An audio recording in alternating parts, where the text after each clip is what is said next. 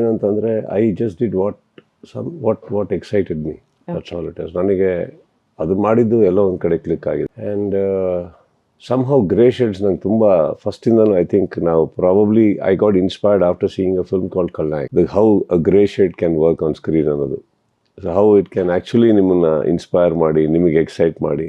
Because ಅದರಲ್ಲೂ ಒಂದು ಒಳ್ಳೆತನ ಇರುತ್ತೆ. ಇಟ್ಸ್ ನಾಟ್ ದಟ್ ಒಂದು protagonist becomes a grey character ಅಂದರೆ ಅದರಲ್ಲಿ ಒಂದು ಇರುತ್ತೆ ವಿಷಯ, ಪರ್ಪಸ್ ಇಲ್ಲದೆ ಇರೋಲ್ಲ. ನಂಗೆ ಅದಿಷ್ಟ ಆಗ್ತಾಯಿತ್ತು. ಆ್ಯಂಡ್ ನನಗೆ ವಾಲಿ ಕನ್ವಿನ್ಸ್ ಆಗಿದ್ದೇನೆ ಯಾಕಂದ್ರೆ ದ ಲಾಸ್ಟ್ ಫ್ಯೂ ಲೈನ್ಸ್ ನನ್ನ ಮಿಸ್ಟೇಕ್ ಏನು ಅಂತ ಒಂದು ಲೈನ್ಸ್ ಬರುತ್ತೆ, after is dead in the ಪೂ, ಅದು ನನ್ನ ತಪ್ಪ, ಇದು ನನ್ನ ತಪ್ಪ, ಹೇಳೋಕ್ಕಾಗದೇ ಇರೋದು ನನ್ನ ತಪ್ಪ.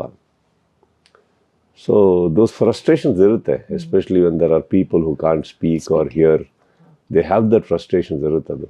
ಸೊ ಅದ್ರ ಮೇಲೆ ಮಾಡಿದಾಗ I really loved it. And ಏನಾಗುತ್ತೆ, ನಿಮ್ಮ ಬಿಗಿನಿಂಗಲ್ಲೇ ನೀವು ಆ ಥರ ಫಿಲ್ಮ್ಸನ್ನು ಸ್ಟಾರ್ಟ್ ಮಾಡಿದಾಗ ಯಾರಾದರೂ ಬಂದು ಅದ್ಭುತವಾದ ಒಂದು ಕತೆ ಹೇಳಿರ್ತಾರಂತ ಅನ್ಕೊಳ್ಳೋದು, ಅದೇನೋ ಒಂದು ನಾರ್ಮಲ್ ಅಂದಾಗ ಅದು ಎಲ್ಲೋ ಸೆಟ್ ಆಗಿರಲ್ಲ. ಈ ಹುಚ್ಚ ಮಾಡಿದ್ದೀವಿ, ಇನ್ನು ಬೇರೆ ಏನಾರ ಮಾಡೋಣ, ಸ್ವಲ್ಪ ವೆರೈಟಿ ಇದು ಮಾಡಿಬಿಟ್ಟಿದ್ದೀನಿ, ಬೇರೆ ಏನಾರು ಮಾಡೋಣ. ಆ ಟೈಮಲ್ಲಿ ವಾಲಿ ಒಂದು ಐಡಿಯಾ ಬಂತು, ಯಾರೋ ಹೇಳಿದ್ರು. I think I went ahead and did it. And